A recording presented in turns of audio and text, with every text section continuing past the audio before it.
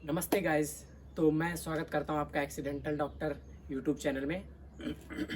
आज जैसा कि आप थंबनेल देख के आओगे, मैं आपको बताऊंगा कि मतलब अगर आपका नीट में सिलेक्शन नहीं होता है तो आप क्या क्या और मतलब क्या क्या और आप कर सकते हैं, मतलब नीट के अलावा या फिर नीट के ही जैसे बजट में आप क्या क्या कर सकते हैं। तो चलिए मैं फिर शुरू करता हूँ ये बताना। तो मैं अगर उसके बाद ये बताना चाहता हूँ कि अगर मान लीजिए आपका नीट में नहीं सिलेक्शन होता है, ठीक है, तो फिर आप पहले चीज़ तो ये कर सकते हैं कि अगर आपका बजट 25 लाख तक है, 20 से 25 लाख तक के रेंज में अगर आपका बजट है, तो आप पहला ऑप्शन ये कर सकते हैं। अगर आपको एमबीबीएस ही करना है तो पहला ऑप्शन ऑप्शन ये कर सकते हैं। इंडिया में तो इतने सस्ते में एमबीबीएस नहीं होगा, क्योंकि इंडिया का बजट 65 प्लस जाता है।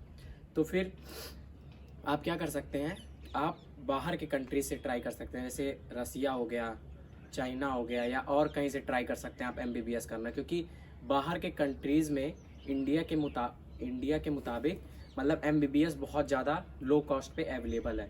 जैसे रसिया में आपको 25 लाख में एमबीबीएस हो जाता है। मेरा एक फ्रेंड पढ़ता है, मुझे वहाँ से पता चला है। तो पहला काम आप अगर नीट में नहीं होता है तो आप ये कर सकते हैं।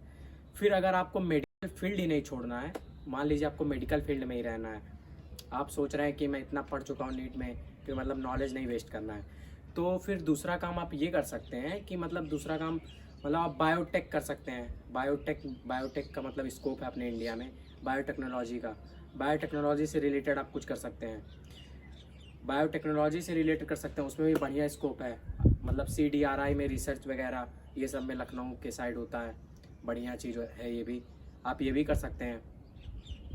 फिर फिर फिर आप अगर आपको लाइन चेंज करना है, मतलब अगर आपको मेडिकल लाइन छोड़ना है, आप चाहते हैं आप फिर मतलब मान लीजिए आप एक दो ड्रॉप ले चुके हैं, तो बंदा क्या होता है कि उसके बाद वही चीज़ बार बार उसको पढ़ने का मन नहीं करता है।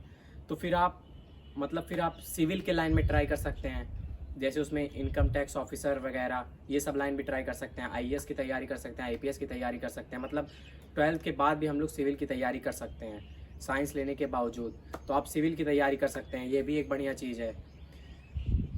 और फिर मान लीजिए आपका पढ़ने का ही मन नहीं कर रहा हो, तो आप पढ़ाई भी छोड़ सकते हैं ऐसे टाइम पे।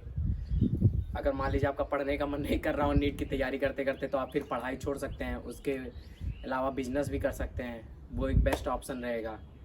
तो बस ये मतलब 3 चीज़ मैं आपको बेस्ट बताना चाहता था, तो वही मैं आपके साथ डिस्कस कर चुका हूँ। Thank you guys. अगर आपको वीडियो पसंद आई हो, यहाँ तक देखे हो, तो लाइक, सब्सक्राइब और शेयर कर दीजिएगा। Thank you guys.